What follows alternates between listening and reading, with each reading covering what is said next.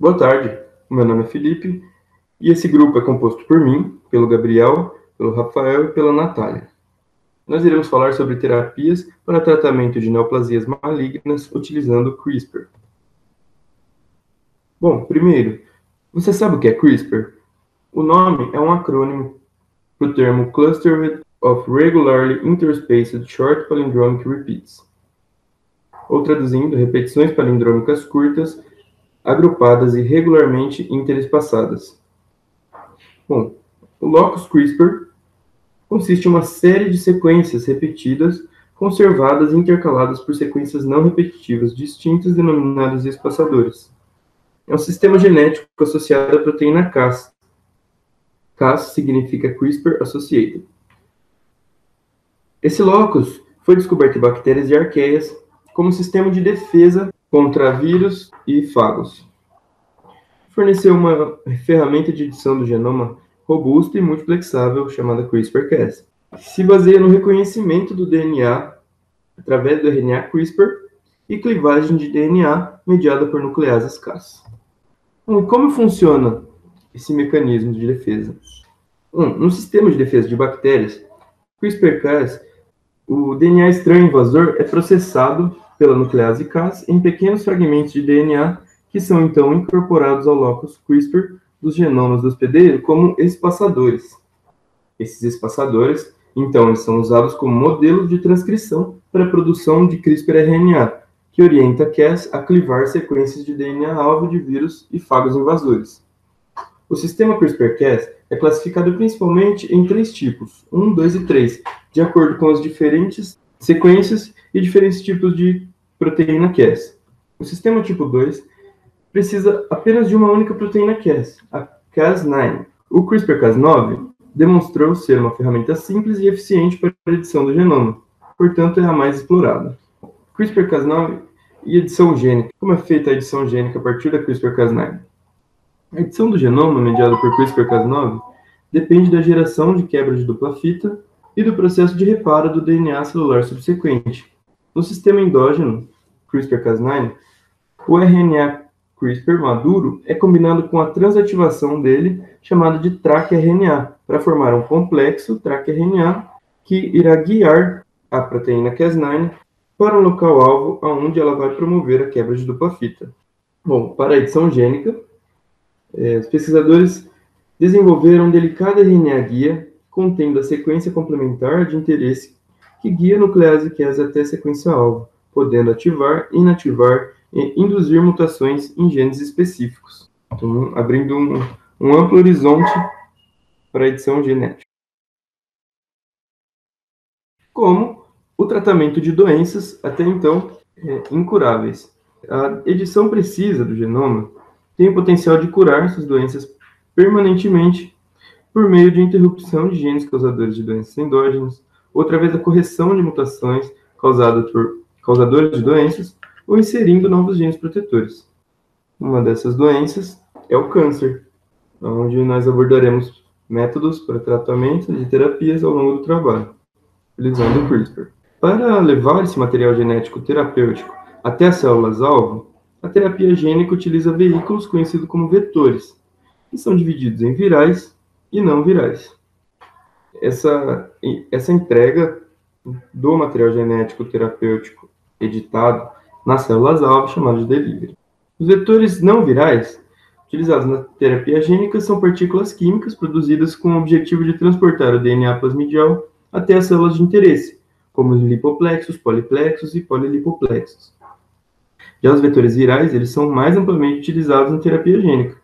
Dentre eles, os mais comuns são os vetores retrovirais, adenovirais, vírus adeno-associados, herpes virais, pox virais e bacteriófagos.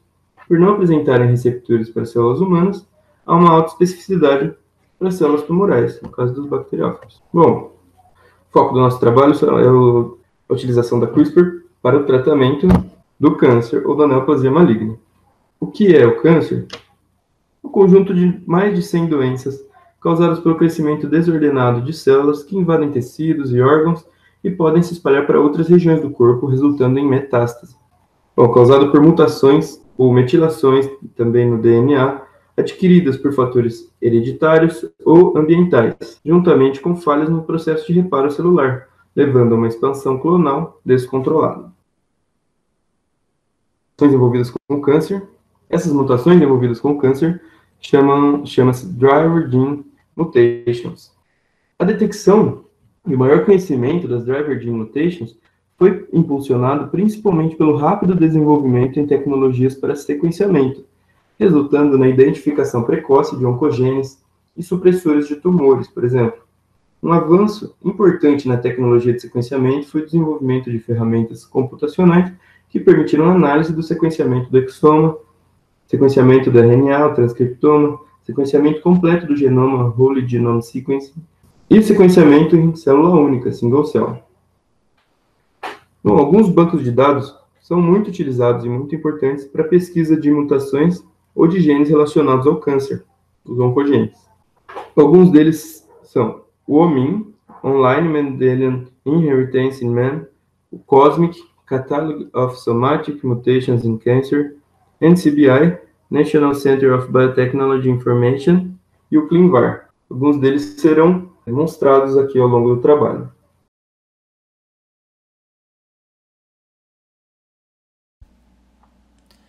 Outro alvo bastante pautado na atualidade é a terapia utilizando como alvo o gene TP53, produtor da importantíssima proteína P53, que também é conhecida como a guardiã do genoma.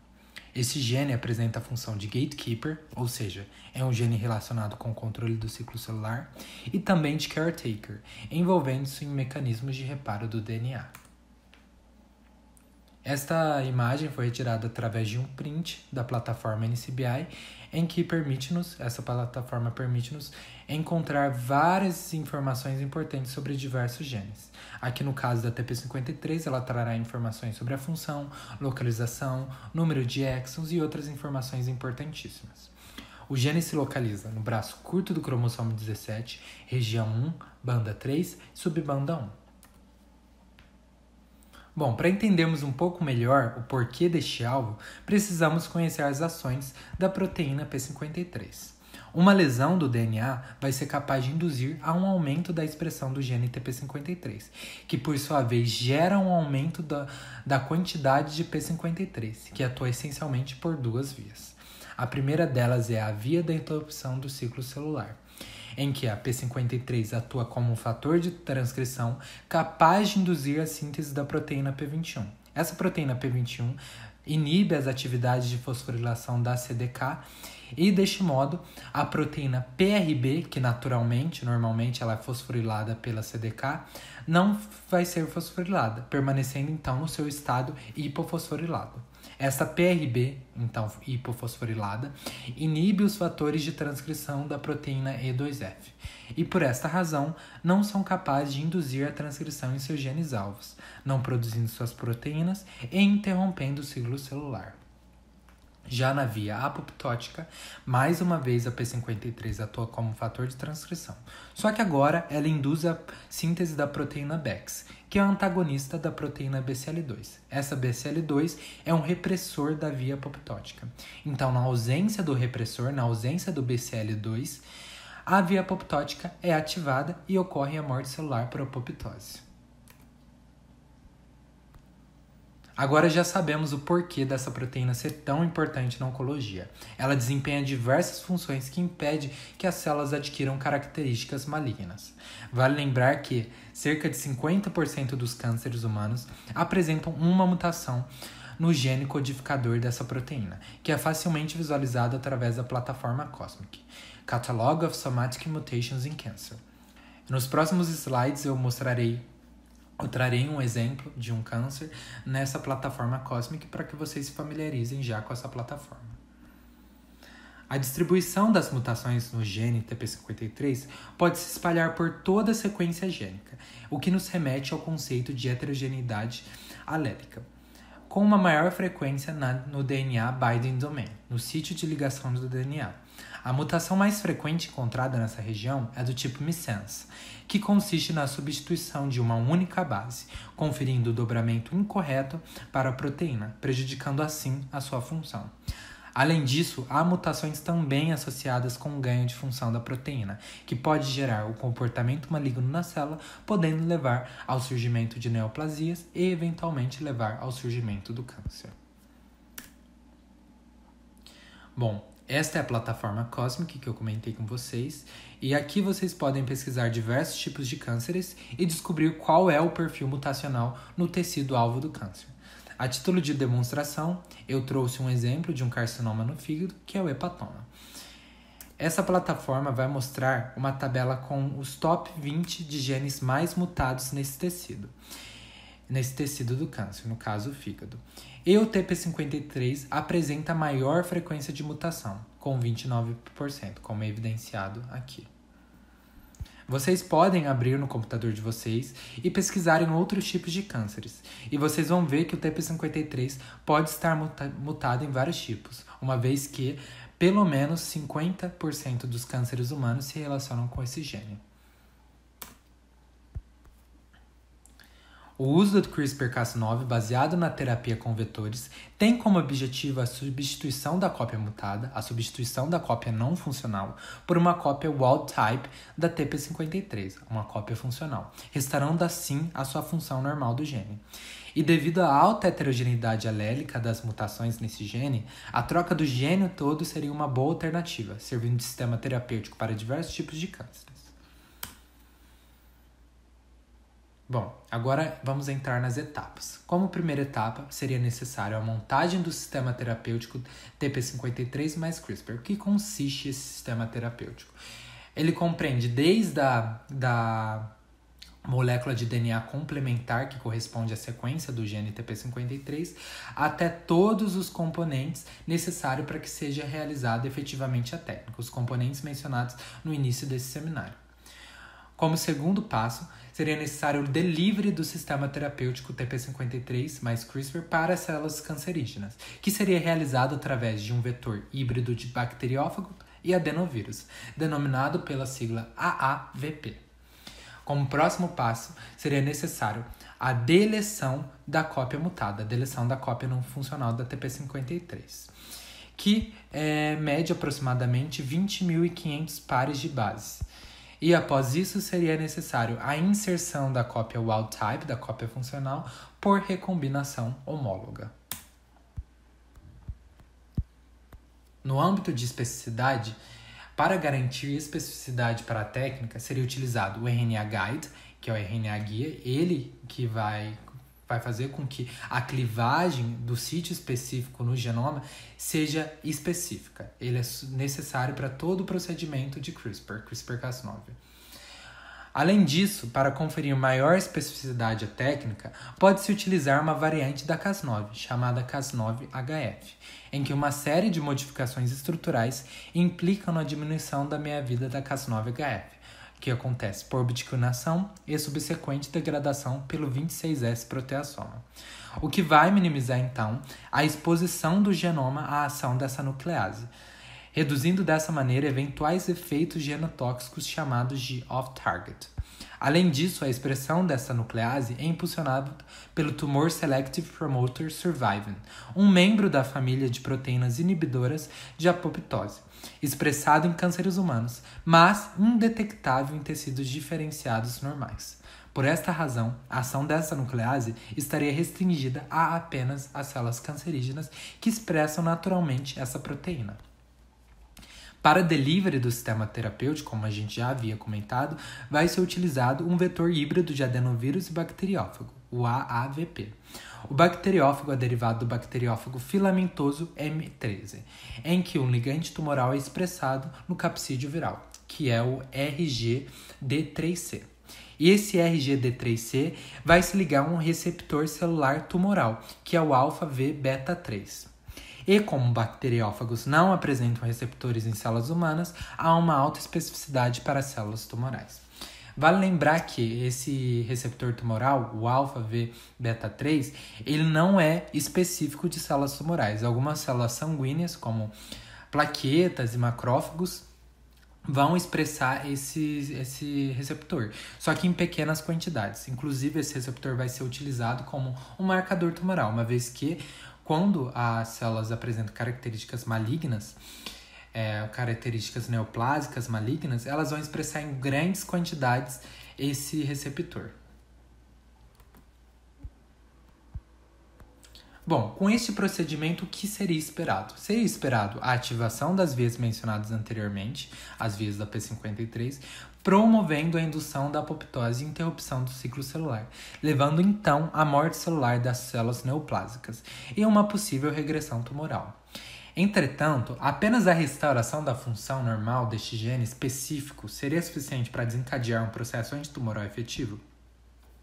Há necessidade de mais estudos para que se saiba verdadeiramente se apenas a única ação da TP53 restaurada seria efetiva para desencadear um processo antitumoral efetivo, uma vez que sabemos que a maioria dos cânceres são derivados de diversos fatores, não somente de uma única mutação em um único gene. A terapia seria sim capaz de restaurar a função exercida normalmente pelo gene TP53, com uma especificidade para células tumorais. Entretanto, não se sabe ainda se apenas a restauração da função deste gene específico seria suficiente para desencadear um processo antitumoral efetivo. Então, a aplicação de CRISPR-Cas9 na imunoterapia do câncer é um método extremamente promissor. Exemplo disso é a imunoterapia com células TCAR e NK. A terapia adotiva de células T mostrou uma eficácia significativa no tratamento do câncer. Ela consiste basicamente nessas etapas. A primeira é a retirada de uma amostra de sangue do paciente em questão. Em seguida, essa amostra é filtrada para separar as células de defesa do organismo, os linfócitos T ou apenas células T. In vitro, essas células são geneticamente modificadas e passam a carregar receptores específicos direcionados a tumores. Elas, nesse momento, são chamadas de células T-CAR. E, por último, são reintroduzidas no paciente para mediar o reconhecimento específico e a morte das células tumorais. As terapias com células T-CAR aprovadas são para linfomas e leucemias, sendo sua primeira vez utilizada aqui no Brasil em setembro de 2019 em um paciente com linfoma não Hodgkin em estado terminal, após ter tentado os métodos convencionais. Mas então, o que é o CAR? O CAR é um receptor de antígeno quimérico e as células T-CAR são células T carregadas com esses receptores de antígeno quimérico. Aqui, então, tem uma imagem ilustrativa de uma célula T com o CAR. Então, uma célula T-CAR. Em geral, essas células T-CAR, elas contêm um domínio quimérico de sinalização intracelular capaz de ativar as células T e um fragmento variável extracelular que pode reconhecer especificamente antígenos tumorais, sem a necessidade que esses estejam ligados aos endógenos de MHC de classe 1, por exemplo. O problema é que em algumas populações especiais, como neonatos, idosos e pacientes com caquexia, é difícil adquirir células T totalmente saudáveis e de qualidade suficiente para produzir in vitro as T-CARs. Isso dificultou aplicações clínicas generalizadas de imunoterapia T-CAR. Devido a esse fato, as células T universais halogênicas, derivadas de doadores saudáveis, podem ser substitutos potenciais para produzir T-CAR in vitro. No entanto, os endógenos TCR e HLA de classe 1 em T halogênicas precisam ser eliminados para evitar a doença do enxerto contra o hospedeiro e a rápida rejeição. Nisso entra o CRISPR-Cas9, que foi usado para interromper simultaneamente múltiplos locais genômicos de T-CAR com expressão defeituosa de TCR e HLA de classe 1, o que mostrou potente atividade antitumoral. Outra questão utilizando a tecnologia de CRISPR-Cas9 é o nocaute de Fas em T-CAR. No nosso corpo, o receptor Fas, ao encontrar seu ligante Fas-L, induz a apoptose de células T, e com isso podem danificar a função T-CAR. A deficiência e a exacerbação do sistema Fas-L já foram associadas ao aparecimento de tumores. Então, por meio do CRISPR-Cas9, tem a realização do nocaute de faz em T-CAR, ou seja, as T-CARs não vão expressar o gene que codifica o faz, e assim podem exercer melhor a função de destruir o tumor. Além da terapia com células T, existe também a imunoterapia com células NK. As NKs, ou Natural Killer, são potentes agentes citotóxicos especializados em reconhecer e eliminar células transformadas, ou células tumorais, ou células infectadas por vírus, e assim orquestrar uma resposta imune inespecífica. Entretanto, as NKs estão exauridas no microambiente tumoral, e isso as impedem de cumprir seu papel na atividade antitumoral. Quando as NKs estão associadas a células tumorais ou uma célula infectada, elas podem se diferenciar em outras células, o que diminui a função antitumoral e perde o controle do crescimento tumoral. Então, para aumentar o reconhecimento de marcadores de superfície tumoral, as NKs elas podem ser armadas com CAR, que é aquele receptor de antígeno quimérico. Essas NKs armadas com CAR mostraram efeitos antitumorais específicos do antígeno in vitro e in vivo, indicando que o reconhecimento específico do antígeno por NK poderia ser alcançado armando com CAR, já que as NKs não possuem receptores específicos como os linfócitos T e B. E por fim, para melhorar o reconhecimento, a ativação, a infiltração e o potencial antitumoral das NKs, a tecnologia CRISPR-Cas9 oferece uma ferramenta poderosa para isso. Além disso, os efeitos colaterais menos severos e um menor custo em comparação às TCAR, as NKs armadas com CAR surgem como uma alternativa segura e eficaz na imunoterapia do câncer. Bom, gente, agora eu vou falar um pouquinho sobre a técnica de engenharia de célula T e receptor de célula T, que é o TCR. A técnica de engenharia de célula T consiste na edição de alguns genes relacionados à persistência da célula T citotóxica e de sua especificidade, ou seja, genes relacionados ao receptor de célula T.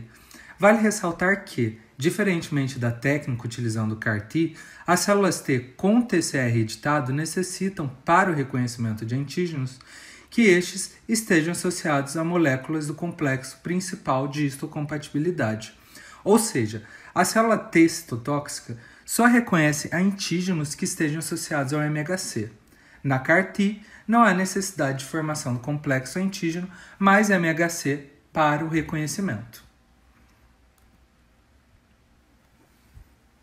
Na imunoterapia, a qual é uma das temáticas deste trabalho, permite-se que, através da edição utilizando a ferramenta CRISPR-Cas9, essas células se tornem mais duráveis no organismo e, além disso, através da utilização de determinados marcadores, essas células se tornem específicas a determinados tipos cancerígenos.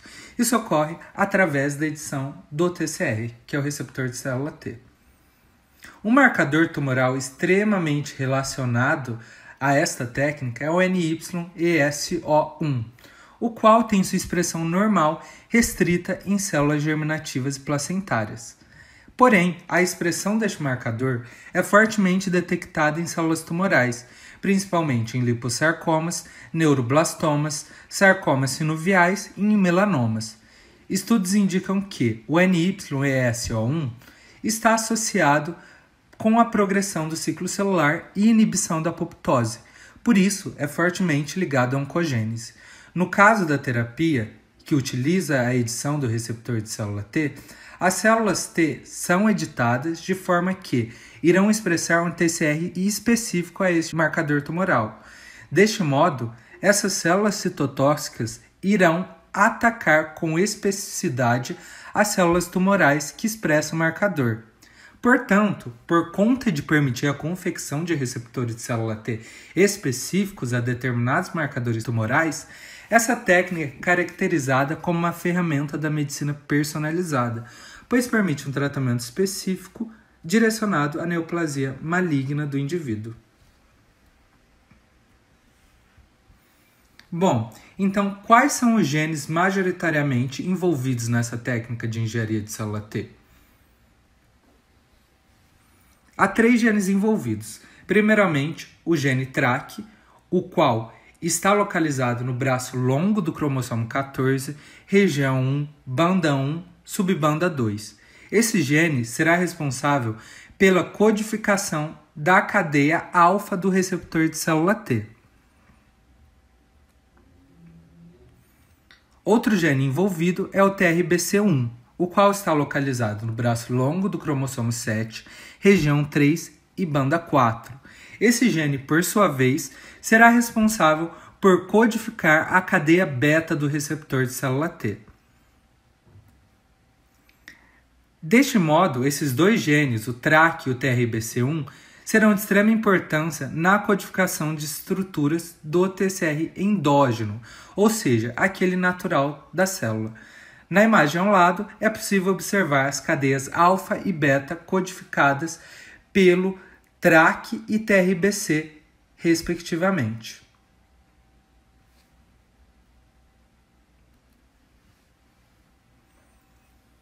Por fim, há um último gene envolvido, que é o PDCD1, localizado no braço longo do cromossomo 2, região 3, banda 7 e subbanda 3. Esse gene é responsável por codificar a proteína PD1, a qual possui uma atividade imunoinibitória, estando relacionado com a apoptose das células T. Por isso, essa proteína está envolvida na inibição de uma resposta antitumoral efetiva.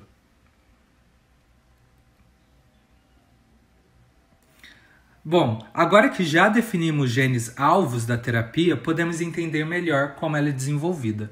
Primeiramente, as células T são coletadas do paciente para, no laboratório, serem modificadas utilizando a ferramenta CRISPR. A engenharia de célula T, neste caso, terá o intuito de efetuar o nocaute dos genes codificadores da cadeia alfa e beta do TCR e adicionar no lugar deste fragmentos de DNA que irão codificar o TCR exógeno, ou seja, o TCR artificial específico a um determinado marcador cancerígeno, por exemplo, específico ao marcador tumoral comentado anteriormente, o NY-ESO1. E além disso, também ocorrerá um nocaute do gene codificador da proteína PD1. Com isso, espera-se que o linfócito TCD8 se ligue especificamente a antígenos tumorais, tendo efeito citotóxico nas células cancerígenas. E, além disso, persista por mais tempo no organismo, uma vez que ocorreu um nocaute do gene PDCD1. Então, após o delivery do complexo Cas9 mais o RNA guia, este irá agir na quebra em dupla fita das regiões gênicas alvo, ou seja, TRAC, TRBC1 e PDCD1. Com isso, ocorre o nocaute desses locos gênicos. Além disso, como destacado na figura, através de um vetor viral, é inserido nas células sequências gênicas que irão ocupar os locais cromossômicos que eram ocupados pelo TRAC e o TRBC1. Essas sequências inseridas, destacadas aqui na figura, serão responsáveis por codificar o receptor de célula T exógeno, o qual é específico ao marcador tumoral.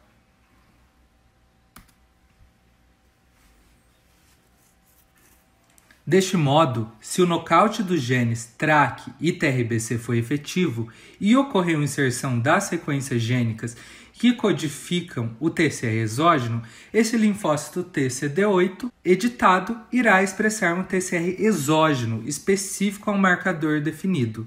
E, além disso, se houver nocaute efetivo do gene PDCD1, a proteína PD1 não será transcrita. Com isso, a célula T citotóxica terá maior durabilidade no organismo do paciente e uma resposta mais eficiente antitumoral.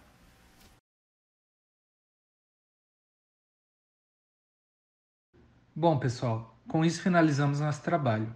Agradecemos pela atenção e deixaremos as perguntas em anexo. Até mais!